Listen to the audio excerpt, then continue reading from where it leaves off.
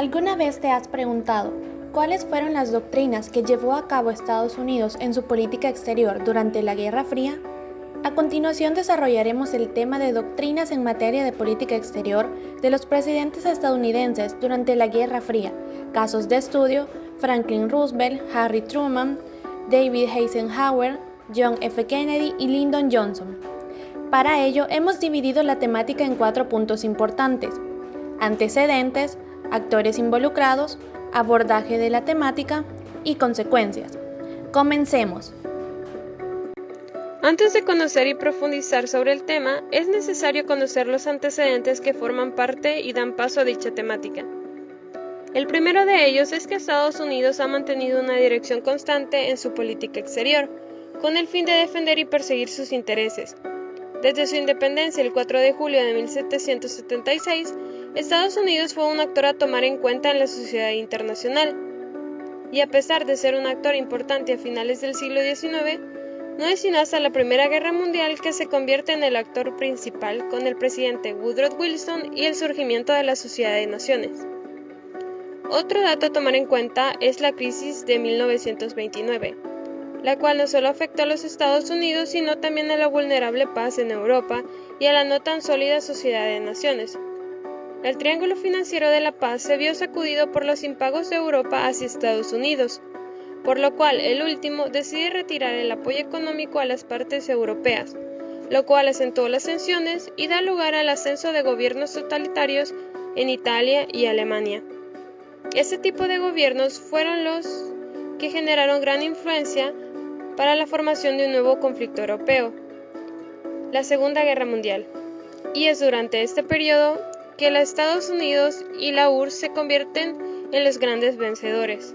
Sin embargo, ambos estados tenían sistemas políticos, económicos y sociales radicalmente distintos, lo cual provocó la división del mundo en 2 bloques antagónicos, creando la tensión necesaria para originar la Guerra Fría. Y es en este momento que cada bloque busca la mayor influencia y cantidad de aliados. Otra de las partes importantes dentro de la temática son los actores involucrados. Dentro de estos se encuentran los actores individuales como Franklin Delano Roosevelt, quien desarrolló una política de vecino amigable, incluso estableció relaciones con la Unión Soviética. También promovió la creación de la Organización de las Naciones Unidas. Harry S. Truman, que le da un giro a la política exterior estadounidense, adoptando la nueva política de contención del comunismo. Con él se da un cambio en la política hacia América Latina, dejando de lado la política de buena vecindad e incrementando su presencia en la zona. David Eisenhower, otro de los presidentes de Estados Unidos, quien, junto con el secretario de Estado John Foster Dulles, intensificó la política de contención de Truman. En su mandato, la política hacia América Latina también sufrió cambios y la política de buena vecindad se desvaneció. John Fitzgerald Kennedy, que continuó con la política de contención. Esta política ya no se centraba exclusivamente en proteger a Europa, Medio Oriente y Asia. Ahora tenía un nuevo reto: Latinoamérica. También llevó a cabo un intervencionismo en China, África y Vietnam. Nikita Khrushchev, quien es el presidente de la Unión Soviética durante el mandato de Kennedy, el cual llevará a cabo una serie de acciones y políticas para consolidar el dominio mundial de la Unión Soviética. Lyndon B. Johnson, presidente estadounidense decidido a detener la propagación del comunismo, especialmente a detenerlo en América Latina. También dentro de los actores se encuentran los actores estatales, que son Estados Unidos de América, el cual durante toda la Guerra Fría llevó a cabo una serie de políticas y doctrinas para poder detener la expansión del comunismo, tanto en Europa, Asia, África como en América Latina, y consolidar de esta manera el capitalismo en el mundo. Y la Unión Soviética, que fue un actor imprescindible durante toda la Guerra Fría, y llevó a cabo acciones y políticas para frenar el expansionismo de Estados Unidos e instauró el sistema comunista en sus territorios, China y Cuba. Franklin Delano Roosevelt empezó su vida política después de graduarse de la Universidad de Harvard y la Facultad de Derecho de Columbia. Fue el 32º presidente estadounidense y pertenecía al Partido Demócrata. Su gestión duró desde 1933 hasta 1945. Fue sucesor de Herbert T. Hoover, haciendo perder el poder a los conservadores republicanos para dar inicio a políticas como el New Deal para sanear la economía después de la crisis del 29. Aunque la Conferencia Económica Internacional de Londres en 1933 negó el apoyo norteamericano a una política de estabilización monetaria internacional, optando por soluciones de claro nacionalismo económico, Hoover también fue un hombre preocupado por las cuestiones internacionales.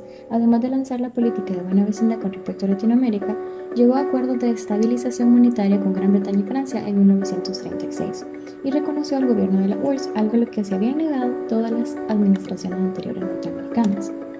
La política del buen vecino con Latinoamérica fue un rechazo a la interpretación imperialista de la doctrina Monroe por parte del presidente Theodore Roosevelt, su primo lejano.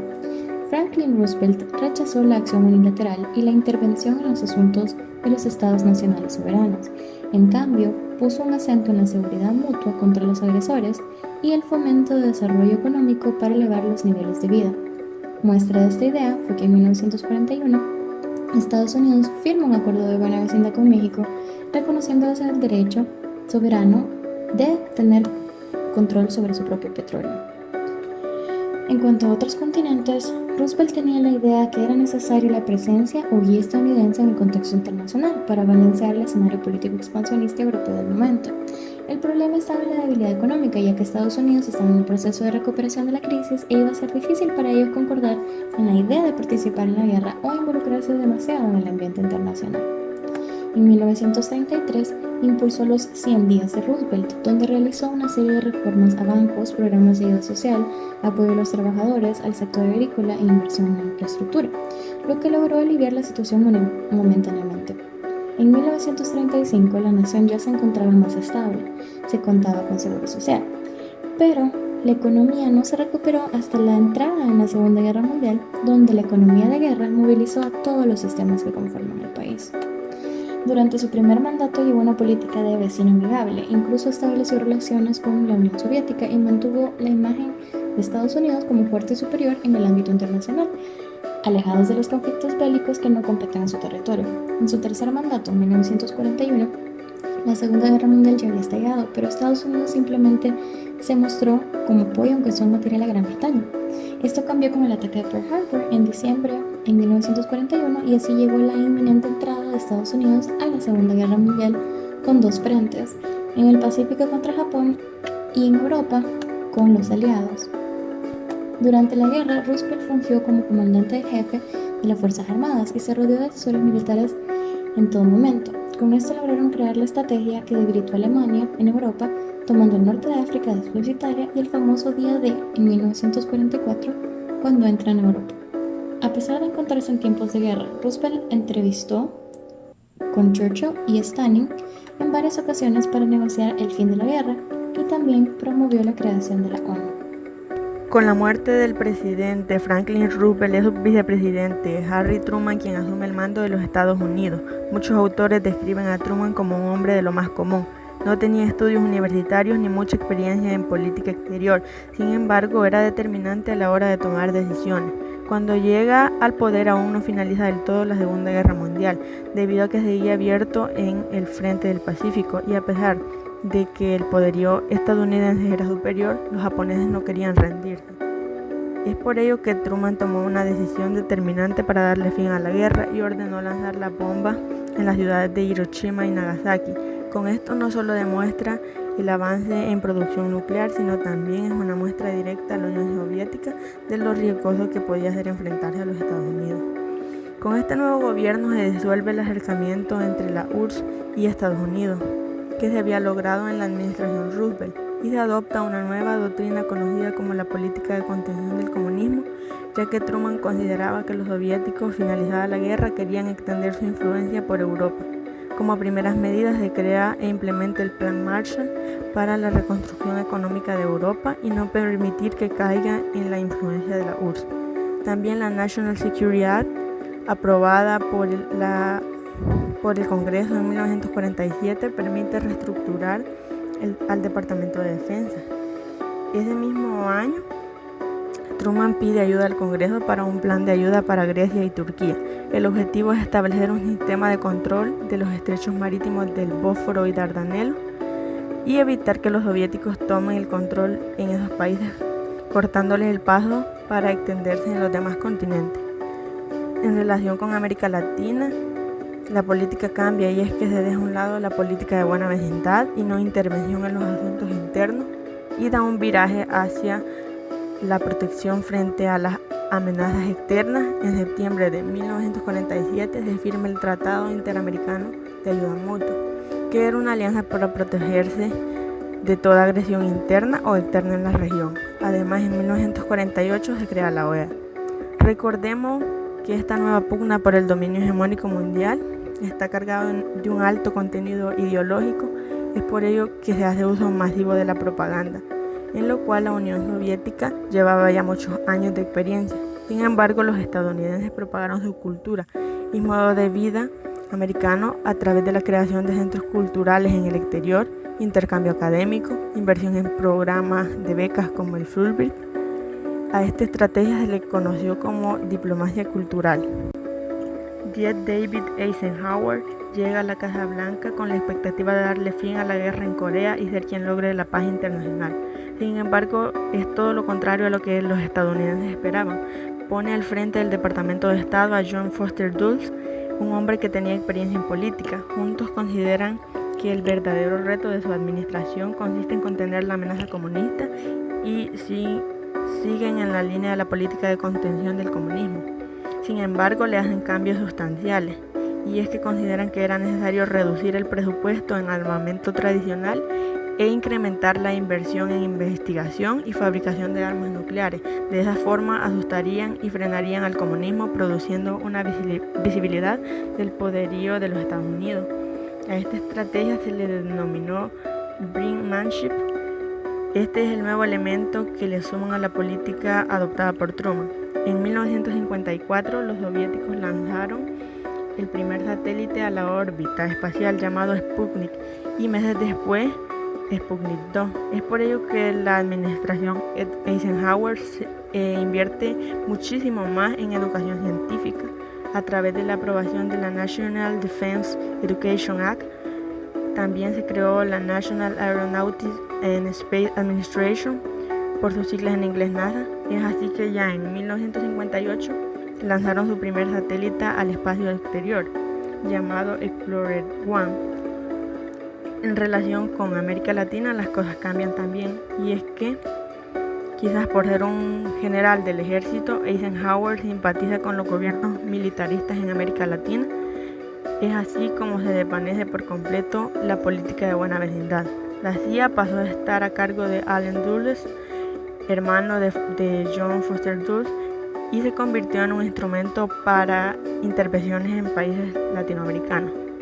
Eisenhower brindó su apoyo a Anastasio Somoza en Nicaragua, Alfredo Stroessner en Paraguay, Leonidas Trujillo en República Dominicana, otorgó legiones de honor a Manuel Ordía de Perú y a Marcos Pérez Jiménez en Venezuela. Además aprobó el gobierno de Fulgencio Batista en Cuba, que era beneficioso para las empresas azucareras norteamericanas. Sin embargo, con la Revolución Cubana y el ascenso de Fidel Castro al poder, para el año de 1961, Estados Unidos endureció sus relaciones con Cuba e intentó derrocar sin éxito al nuevo gobierno. También en 1954 ordenó a la CIA apoyar el golpe de Estado contra el nacionalista Jacobo Arbenz en Guatemala, acusándolo de comunista. Por su parte, John F. Kennedy llevó a cabo varias acciones y doctrinas en cuanto a su política exterior, como las siguientes. Continuó con la política de contención. Kennedy se enfrentó al movimiento comunista que tomó posesión en Cuba desde 1959 con Fidel Castro y su llegada al poder. Por tanto, la administración de Kennedy llevó a cabo acciones para contener el comunismo en el hemisferio occidental. El 13 de marzo de 1961, introdujo un programa llamado Alianza para el Progreso. Su objetivo era reducir la pobreza, el analfabetismo y las enfermedades en el hemisferio, para paliar de este modo las condiciones que fomentaban el crecimiento del comunismo. Este programa empezó oficialmente en agosto de 1961 y se excluyó de este a Cuba. También en 1961 llevó a cabo un nuevo programa denominado Peace Corps, que consistía en enviar 500 norteamericanos jóvenes a enseñar en las escuelas y trabajar en los campos de 8 países en vías de desarrollo. Por otra parte, llevó a cabo acciones bélicas y militares, como la invasión en la Bahía de Cochinos, la cual preveía la invasión de Cuba por 1.400 exiliados cubanos preparados en la CIA. Esta invasión fue un fracaso, ya que Kennedy no quiso que Estados Unidos interviniera directamente. Asimismo, aprobó la Operación Mangosta, la cual era un programa de la CIA cuyo objetivo era debilitar la economía cubana. También se da la participación en la Conferencia de Ginebra, que va de mayo de 1961 a junio de 1962, en la cual Kennedy y Nikita Khrushchev llegaron a un acuerdo, el cual pedía la neutralización de Laos y la retirada de todas las tropas extranjeras en el plazo de 75 días. Por otra parte, Kennedy respondió ante las decisiones tomadas de Khrushchev en Alemania, es decir, la construcción del muro de Berlín, con 1.500 soldados norteamericanos. Para poder luchar contra las guerrillas comunistas, Kennedy aprobó la creación de una nueva fuerza antisubversiva, los Boinas Verdes, conformada por oficiales militares estadounidenses y extranjeros. Durante su mandato también se da el Tratado de Prohibición Limitada de Pruebas Nucleares, que entró en vigor el 11 de octubre de 1963. Por otra parte, en julio de 1961, tanto el Senado como la Cámara de Representantes aprobaron por unanimidad resoluciones contrarias al reconocimiento diplomático de la China comunista por parte de Estados Unidos y su admisión en las Naciones Unidas. Asimismo, durante la presidencia de Kennedy, el papel de Estados Unidos en el conflicto de Vietnam también se intensificó. El presidente Kennedy incrementó mucho el número de consejeros militares en Vietnam del Sur. También aprobó un golpe patrocinado por la CIA que los generales sudvietnamitas dieron contra el presidente Diem, y cuyo resultado no fue solo el derrocamiento, sino su asesinato. Lyndon B. Johnson fue el 36º presidente de los Estados Unidos desde 1963 tras el asesinato del presidente Kennedy, siendo reelecto en 1964 y finalizando en 1969. Protagonizó una política claramente progresista en el interior con una política agresivamente anticomunista en el exterior. En cuanto a la política exterior en América Latina, Johnson buscó detener el comunismo centrando su atención en Cuba, debido a que era considerado el centro de ese contagio. El gobierno del presidente Johnson intensificó su aislamiento. Otro problema surgió en Panamá, donde inició la agitación nacionalista en 1964 por el canal, lo que llevó al presidente Johnson a ordenar en diciembre de ese mismo año al Departamento de Estado que negociara un nuevo acuerdo que sustituyera el de 1903. Pero debido a la diferencia de intereses no llegaron a ningún acuerdo. En la presidencia de Johnson hubo un cambio en la dirección de la política en América Latina, ya que el presidente aumentó la ayuda militar y no buscó proteger la democracia. Y a pesar de que creía que con la ayuda financiera evitaría la intervención, el inicio de la guerra civil en República Dominicana demostró lo contrario, ya que se vio obligado a enviar 22.000 soldados estadounidenses que fueron retirados finalmente en 1963 debido a las protestas antiestadounidenses. Y al igual que en América Latina, Johnson estaba decidido a impedir el avance del comunismo en el sudeste de Asia, transformando el programa de Kennedy de ayuda limitada a Vietnam del Sur en un compromiso de duración indefinida con la defensa de dicho país. Así que, apoyándose en un dudoso ataque de una torpeda norvietnamita contra 2 destructores norteamericanos en el Golfo de Tonkin, logró la aprobación del Congreso de una resolución que le permitía tomar medidas, y es así como entró Estados Unidos directamente en la guerra de Vietnam.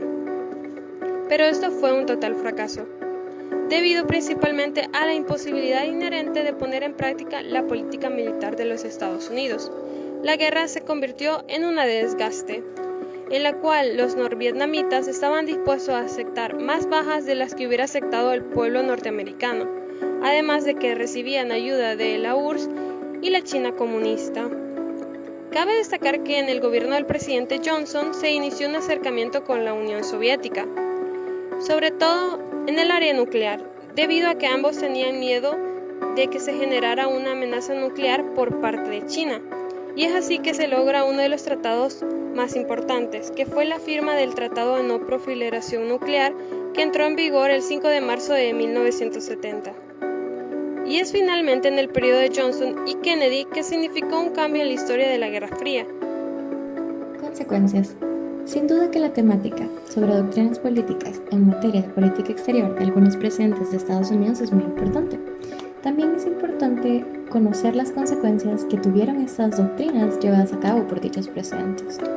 Una consecuencia primordial es que, después de la muerte de Roosevelt y la implementación de la política de contención del comunismo por parte de Truman, subviene eliminar todo acercamiento de la URSS y con ello el deseo de mantener un equilibrio internacional a través de una organización internacional, la ONU, como lo preveía Roosevelt, con una nueva política exterior estadounidense, comenzando una pugna por implantar el sistema ideológico y económico de las dos potencias en cuestión.